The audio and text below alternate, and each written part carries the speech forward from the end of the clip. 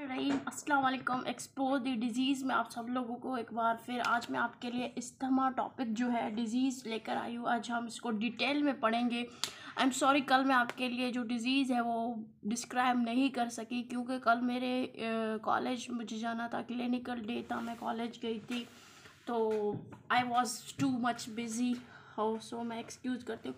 अच्छा, इसके बाद हम प्लांट डिजीज़ में आएंगे। इसके बाद हमारे जो डिजीज़ हैं ये सीरीज़ एंड होगा। उसके बाद हम प्लांट डिजीज़ हमारे जो पौधे हैं उनमें कौन कौन से डिजीज़ होते हैं और वो क्यों होते हैं हम ये भी पढ़ेंगे, और पौधे के बारे में हम सब कुछ पढ़ेंगे एक्सपोज द डिजीज़ में। इसीलिए आपको हमारे साथ कनेक्ट होना है। मेरे चैनल को जो है वो आपको सब लोगों को सब्सक्राइब करना है। तो चलिए बढ़ते हैं। इस्थमा आपको पता है दमे की बीमारी को कहते हैं। इस पर मैंने ऑलरेडी एक वीडियो लेक्चर जो है वो बना रखा है। Asthma is chronic inflammatory disease of airway cause by allergic. अच्छा, इस्थमा जो है वो हमें एलर्जी की वजह से होती है। ये बहुत ही एलर्जी की वजह से होती है। ये बहुत ही बुरी चीज़ है, बहुत बुरी बीमारी है, मुझे बिल्कुल पसंद नहीं। कभी कभी मुझे इस्थमा दमे सहके की बीमारी होती है। अच्छा, इस बीमारी में क्या होता है, जो पेशेंट है उसका कार्बन डाइऑक्साइड जो है वो एक्सहेल नहीं हो पाता। नॉर्मली जब हम रेस्पायरेशन करते हैं यानी सांस लेते हैं, तो हम जब सांस लेते हैं तो उसमें क्या होता है, हमारा ऑक्सीजन जो होता है वो हमारे बॉडी के अंदर जाता है और कार्बन डाइऑक्साइड जो है वो बाहर आता है। ये बहुत ही टॉक्सिक कंपाउंड है, ठीक है, बहुत ही टॉक्सिक कंपाउंड है। जो हमारी फूड जब ब्रेक डाउन होती है तो वहाँ से ये निकलती है कार्बन डाइऑक्साइड। ये बहुत ही टॉक्सिक जहरीली गैस है। ये गैस हमारे जब हम रेस्पायरेशन करते हैं तो बाहर निकलती है। अब इस्थमा में क्या होता है, पेशेंट जो होते हैं उनकी ये गैस जो जहरीली गैस है वो बाहर नहीं निकल रही होती है, जिसकी वजह से उनको बहुत ज़्यादा तकलीफ़ हो रहा होता है। बहुत ज़्यादा उनको, मैं आपको क्या बताऊं कि उनको इतनी तकलीफ़ होती है कि ऐसे जैसे कि हम किसी फ़िश को पानी से बाहर निकालें, वो तड़प रही हो, बिल्कुल इस तरह इस्थमा जो पेशेंट है वो भी इस तरह तड़प रहा होता है। इसीलिए अपने आप को इस्थमा जो है इस डिज़ीज़ से बहुत बचाएं। ये जो है विंटर में बहुत ज़्यादा पेशेंट्स को मुतासिर करती है। विंटर जो है इस्थमेटिक पेशेंट के लिए बहुत ही अनफेवरेबल कंडीशन है, नासाजगार माहौल जो है वो विंटर है। तो पढ़ते हैं, इस्थमा एक coronary inflammatory disease of airway caused by allergic response of bronchi resulting in reversible narrowing of airway due to bronchiole. अच्छा, हमारी नैरो होती है, एयरवेज जो होती हैं वो हमारी नैरो होती हैं। congestion and thinking of the wall bronchi and accumulation of mucus. Status asthmatic and acute attack that lasts for several days। कह रहा है कि इस्थमा का जो अटैक है वो बहुत सारे दिन रह भी सकता है। इस्थमेटिक अटैक जो है वो बहुत सारे दिन जो है वो रह भी सकता है। हमें इस्थमेटिक जो अटैक है वो बहुत सारे दिन जो है हमें रह भी सकता है। इस्थमेटिक attack that last for several days is a medical emergency that can be fatal। Medical emergency है। मैंने आपको बताया कि इस्थमा के जो अटैक्स होते हैं उनमें ये अटैक ऐसे पड़ते हैं जैसे कि किसी इंसान को आपने फिश से, किसी मछली को जो है वो बाहर निकाल दिया हो और वो तड़प रहा हो, बिल्कुल इस तरह जो इंसान है उसको भी इस्थमेटिक अटैक पड़ते हैं। और कभी कभार ये अटैक जो है वो इतना सीरियस होता है, उसमें पेशेंट की जो है वो डेथ भी फैटल होते हैं, जिसकी वजह से पेशेंट की जो डेथ भी है वो हो जाती है। तो इसीलिए इस्थमा को मैं अपने पॉइंट ऑफ व्यू से एक अच्छी डिजीज़ जो, और वैसे तो बहुत सारे डिजीज़ है, कोई भी डिजीज़ अच्छी नहीं है, आई नो कोई भी डिजीज़ अच्छी नहीं है, बट इस्थमा का जो बीमारी है दमे की सहका, जिसको सिंधी में सहका कहते हैं, सहका, ठीक है, सिंधी में इसको क्या कहते हैं, सहका, ठीक है, इसको सिंधी में सहका कहते हैं। तो मैं इसको अपने पॉइंट ऑफ व्यू से एक अच्छा डिजीज़ नहीं देखती, अलबत्ता दूसरी बीमारियों की निस्बत, क्योंकि ये फैटल होता है। इतनी मतलब कि आपकी जो सांस रुक जाए, आप इमेजिन करें अगर आपकी सांस रुक जाए तो आपको मतलब किस तरह आप अपनी जो है जान देंगे अगर आपकी सांस रुक जाए। उस पॉइंट ऑफ व्यू से मैं इस डिज़ीज़ को जो है वो बहुत ही क्रिटिकल, बहुत ही टिपिकल समझती हूँ। ये डिज़ीज़ जो है, अब मुझे कोई भी बताता है ये चीज़ खाने की वजह से, या मैं कोई आर्टिकल पढ़ लेती हूँ कि इस चीज़ खाने की वजह से इस्थमा होता है, तो फ़ौरन मैं वो चीज़ छोड़ देती हूँ, क्योंकि मुझे बीमारियों में सबसे बुरा बीमारी जो है वो इस्थमा लगता है। ठीक है। अब इस्थमा हमें क्यों होता है वो भी मैं आपको बता दूं। इसमें environmental factors, temperature, cold air, ठंड की वजह से हमें होता है। ठीक है। Change in humidity, dry air, ऐसी ठंड जो अभी जो ठंड चल रही है रिसेंटली, ये बिल्कुल ड्राई जो है, ये ड्राई कोल्ड है। रिसेंटली जो चल रही है ये ड्राई कोल्ड है। इस कोल्ड में जो है वो हमें इस्थमा बहुत ज़्यादा होता है। उसके अलावा क्या होता है, सिगरेट, इंडस्ट्रियल स्मोक, अच्छा सिगरेट पीने की वजह से भी इस्थमा, बहुत सारे लोग सिगरेट पीते हैं। सिगरेट जो है वो बहुत ही ज़्यादा नुकसानदायक है। इसकी रिलेटेड हम वीडियो बनाएंगे कि सिगरेट हमारे सेहत को किस तरह मुतासिर करती है, वो किस नोयत से हमारे लिए नुकसानदायक है। तो सिगरेट की पीने की वजह से भी हो सकता है। इंडस्ट्रियल स्मोक, अब इंडस्ट्रियल स्मोक कहते हैं, स्मोक यानी धुआं, ऐसी धुआं जो इंडस्ट्रीज से हमारी निकल रही हो, जो हमारी कारखानों से जो स्मोक निकलती है वो बहुत ही टॉक्सिक होता है। उसमें बहुत सारे टॉक्सिक जो ये कॉम्बिनेशन ऑफ टॉक्सिक गैसेस, ये टॉक्सिक गैसेस की कॉम्बिनेशन है। इसमें बहुत ज़्यादा टॉक्सिक गैसेस होते हैं। इसकी वजह से ये हमारे अंदर इस्थमा प्रोड्यूस करता है। जो मतलब लोग ऐसे पर्सन जिनका घर जो है वो फैक्ट्रियों के क्लोज हो, तो उनमें इस्थमा होने के चांसेस बढ़कर हैं। क्योंकि इस्थमा से जो स्मोक धुआं निकल रही होती है वो इतना ख़तरनाक है, उसमें इतने कॉम्बिनेशन ऑफ टॉक्सिक गैसेस, उसमें इतनी सारी टॉक्सिक गैसेस होती हैं जो हमारे लंग्स को कम्प्लीटली डैमेज करती है। ठीक है, हमारे लंग्स को कम्प्लीटली डैमेज करने की सलाहियत रखती है ऐसी स्मोक जो इंडस्ट्रीज से निकल रही हो। आगे बढ़ते हैं, सल्फर डाइऑक्साइड। ठीक है, फॉर्मल्डिहाइड, सल्फर डाइऑक्साइड, ये देखो SO2 जो है, ये सल्फर डाइऑक्साइड का फार्मूला है। ये भी जो है वो बहुत ही हार्मफुल है। ये भी इंडस्ट्रियल गैसेस की वजह से निकलती है, बहुत ही हार्मफुल है, हमारे अंदर इस्थमा काज करती है, बहुत ही डेंजरस और फैटल गैस है। ये भी इंडस्ट्रियल स्मोक से निकलती है। उसके अलावा एलर्जिन इन्हेलेशन, अच्छा हम ऐसे एरियाज़ में रहते हैं जहाँ पर सफाई ना हो, बहुत ज़्यादा डस्ट हो।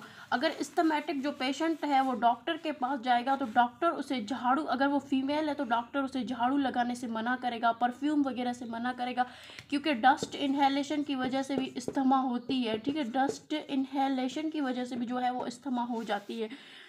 ठीक है, उसके अलावा allergen inhalation, food treated with sulphate, beer, wine, ऐसी फूड मतलब जो सल्फेट और बियर और वाइन से बना हुआ है उसमें भी इस्थमा होती है। उसके अलावा स्ट्रेस, इमोशनल अपसेट की वजह से भी, अभी कभी कभार देखिए हमें सांस नहीं आती है, डिस्पेनिया मैंने आपको ब्रीथलेसनेस में बताया था कि उसके साइकोजेनिक फैक्टर्स हैं। ब्रीथलेसनेस हमने डिस्पेनिया पढ़ी है, अगर आपने वो वीडियो लेक्चर नहीं देखा है तो मैं उस वीडियो लेक्चर का ब्रीथलेसनेस का, सांस ना आने की वीडियो की इस डिस्क्रिप्शन में लिख दूंगी। उसके अलावा NSAID ब्लॉकर्स, कुछ मेडिसिन्स हैं, non steroid anti inflammatory drugs की वजह से भी जो है हमें इस्थमा होती है। स्ट्रॉन्ग ओडोर्स एंड परफ्यूम्स, मैंने आपको बताया ना, कुछ ऐसे परफ्यूम्स होते हैं जिससे हमारी सांस बिल्कुल बंद हो जाती है, जिससे हमें एलर्जी होती है, उसकी वजह से भी हमें इस्थमा होती है, ऐसे एलर्जिक परफ्यूम वगैरह से। अच्छा, रिस्क फैक्टर क्या है? रिस्क फैक्टर ऐसे चीज़ कहते हैं कि मतलब जिसमें इस्थमा होने के चांसेस जो है एक नॉर्मल हेल्दी पेशेंट से इस्थमा होने के चांसेस ज़्यादा हों तो हम उसको रिस्क फैक्टर कहते हैं। अब फैमिली हिस्ट्री, मैं आपको रिस्क फैक्टर समझाती हूँ। ठीक है, रिस्क फैक्टर क्या है कि अगर किसी नॉर्मल इंसान जो है उसके निस्बत जो दूसरे इंसान है उसमें होने के चांसेस डिजीज़ के ज़्यादा हो, उसको रिस्क फैक्टर कहते हैं। फैमिली हिस्ट्री, अब देखिए अगर आपके फैमिली में किसी एक को इस्थमा है तो मे बी आपको हेल्दी पर्सन से किसी और के कंपैरिजन में आपको इस्थमा होने के चांसेस ज़्यादा है। अब देखिए मेरे फैमिली में इस्थमा जो है वो नहीं है, इनहेरिटेंस जीन्स में नहीं है, तो मेरी एक और रिलेटिव है, मेरी फ्रेंड है, सपोज कर लेते हैं उसके अब्बू को इस्थमा है या अम्मी को या किसी कज़न को इस्थमा है, तो उसमें 5% चांसेस जो है वो ज़्यादा होंगे। उसके अलावा हिस्ट्री ऑफ एलर्जीन्स, यानी एलर्जी की हिस्ट्री, अगर आपको एलर्जी रह चुकी है। उसके अलावा पैसिव स्मोकिंग, यानी आप काफ़ी टाइम से जो है वो स्मोकिंग कर रहे हैं। ऑब्सिटी कहते हैं मोटाप, तो मोटाप को ओबेसिटी की वजह से भी हमें इस्थमा हो सकती है। ओबेसिटी यानी मोटाप की वजह से भी हमें इस्थमा हो सकती है। ये सब रिस्क फैक्टर्स है। रिस्क फैक्टर्स मतलब जो पीपल मोस्ट प्रॉन टू इस्थमा। ठीक है, उसके अलावा चलते हैं आगे। अर्बन लिविंग, अर्बन मतलब जो लोग एक होता है रूरल, एक होता है अर्बन, यानी एक होता है शहर में जो लोग रहते हैं और एक लोग जो विलेज में होते हैं।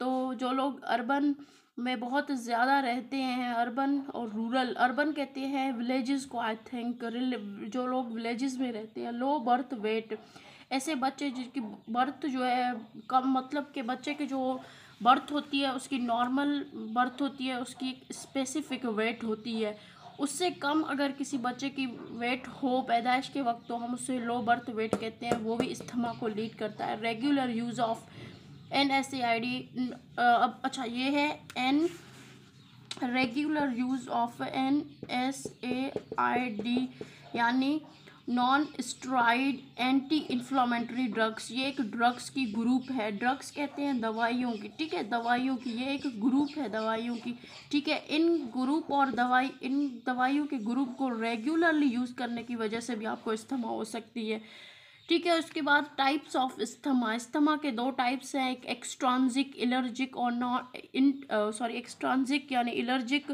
कॉमनली अकर इन चाइल्डहुड, जो हमें बचपन में होता है एक्सट्रांजिक, और intrinsic non allergic.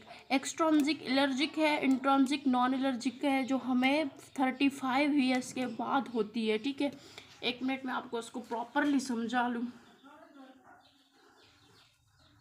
Asthma एक्सट्रांजिक asthma के दो टाइप होते हैं, एक इंट्रांजिक ये जो है हमें चाइल्डहुड एलर्जिक है, ये एलर्जी की वजह से होता है, ये नॉन एलर्जिक है, ठीक है, ये नॉन एलर्जी की वजह से होता है। उसके अलावा ये जो है हमें इंट्रांजिक, ये हमें चाइल्डहुड यानी बचपन में होता है, और ये हमें 35 ईयर के एज के बाद होता है। ये इम्पोर्टेंट पॉइंट है, नोट कर लो, ये 35 ईयर के एज के बाद हमें होता है, आफ्टर 35 ईयर एज के। क्लिनिकल मैनिफेस्टेशन यानी साइंस एंड सिम्टम्स, अस्थमा के कौन से सिम्टम्स हैं? वीजिंग, वीजिंग कहते हैं कि हमारे जो चेस्ट है उससे एक स्पेसिफिक साउंड आती है, उसको हम वीजिंग कहते हैं। Cough all night and early in morning, यानी पूरी रात आपको खांसी हो, उसके बाद सुबह भी आपको खांसी हो, सुबह मतलब अर्ली मॉर्निंग जल्दी सुबह आपको खांसी हो। चेस्ट टाइटनेस, ठीक है, आपकी जो चेस्ट है उसमें टाइटनेस फील हो। अब कभी कभी हमें चेस्ट में जो है वो टाइटनेस फील होता है, ऐसा लगता है कि हमारा चेस्ट जो है वो किसी चीज़ से बंधा हुआ है, इसको कहते हैं चेस्ट टाइटनेस। डिस्पेनिया, ब्रीथलेसनेस भी अस्थमा की वजह साइन है अस्थमा का। हाइपोऑक्सीमिया यानी हमारे जो ब्लड है उसमें ऑक्सीजन की लेवल कम हो। उसके अलावा प्रोलॉन्ग एक्सपायरेशन, यानी हम बार बार जो है एक्सपायरेशन करते हैं। रॉन्ची साउंड ड्यूरिंग इंस्पायरेशन, अच्छा जब हम रॉन्ची साउंड, हम जब सांस लेंगे, ठीक है, तो हमारे सांस लेने में रॉन्ची साउंड्स आएंगे। उसके अलावा attacks of asthma may be few minute और हार्स, अस्थमा के जो अटैक्स है वो फ्यू मिनट्स और फ्यू हार्स तक रहते हैं। अच्छा मैं आपको अस्थमा के रिलेटेड एक इंटरेस्टिंग बात बताऊं, जिन पेशेंट में अस्थमा होती है, सीवियर पेशेंट में, वो तो चल भी नहीं पाते हैं, कांट वॉक, वो घूम भी नहीं सकते हैं। ये एक ऐसी किस्म की डिजीज़ है, ये बहुत ही ख़तरनाक बीमारी है, ठीक है। अगर हम इसको कंट्रोल करें तो हम इसको कंट्रोल कर सकते हैं, मैंने आपको बताया किस तरह कंट्रोल करें। एलर्जिक स्मोकिंग को अवॉइड करके इसको कंट्रोल किया जा सकता है। उसके अलावा डस्ट से अवॉइड करके, और उसके अलावा स्मोक मतलब कि हमारे घर में जो हम खाना पकाते हैं आग पर, उस वहाँ पर भी स्मोक होती है, उसको भी अवॉइड किया जाए। अच्छा उसके अलावा चलते हैं आगे, अस्थमा के कॉम्प्लिकेशंस। अब अस्थमा के कॉम्प्लिकेशन क्या होते हैं, इसमें में रेस्पिरेटरी फेल्यूलर होती है, उसके अलावा स्टेटस अस्थमैटिक्स होती है, एटलेक्टेस्टस होती है, नमूनिया होती है, कार्डिक अरेस्ट होती है। कार्डिक अरेस्ट यानी दिल का झटका जो है वो हमें लगता है, ये बहुत ही बुरी बीमारी है। मैंने आपको इसके रिलेटेड बहुत कुछ बताया है, आई होप आपको ये सब जो है समझ आया होगा। अगर आपको अस्थमा के रिलेटेड जो है वो कोई सवाल हो, अगर कोई चीज़ आप पूछना पसंद करते हैं अस्थमा के रिलेटेड, तो आप मुझसे कमेंट सेक्शन में पूछ सकते हैं। तो अस्थमा को आप कैसे अवॉइड कर सकते हैं, मैंने आपको बताया स्मोक, आपको धुएं से जो है वो धुआं जो होता है उससे आपको अवॉइड, उससे दूर रहना चाहिए। उसके अलावा आपको स्मोकिंग जो है उसको अवॉइड करना चाहिए। उसके अलावा डस्ट जो है उससे भी अवॉइड करना चाहिए। अब आप कह रहे होंगे कि हमारे घर में जो है वो ब्रूमिंग करने के लिए कोई नहीं है, हमें अपने घर की जो डस्टिंग है वो खुद करनी होती है। तो मैं ये नहीं कह रहा कि आप डस्टिंग ना करें, अगर आपकी मजबूरी है तो आप करें बिल्कुल, लेकिन अपने नाक के ऊपर कोई मास्क पहने, प्रॉपरली अपने नाक और माउथ को कवर करके डस्टिंग करें। इस तरह आप इस्थमा से बच सकते हैं। और उसके अलावा कोशिश करें कि डस्ट जो है, डस्ट आप इनहेल ना करें। ठीक है, अब आप कहेंगे कि हम डस्ट क्यों इनहेल करेंगे। देखिए हमारे यहाँ इन्वायरमेंट जो है वो काफ़ी पॉल्यूनेटेड है, तो हमें उसको प्रॉपर करने के लिए जो है अपने आप को खुद ही स्टेप उठाने पड़ेंगे अपने आप को बीमारियों से बचाने के लिए।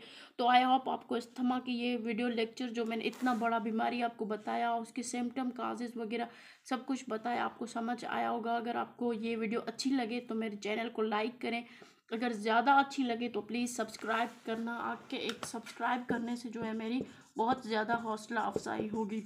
खुदा हाफिज़। Okay, good bye.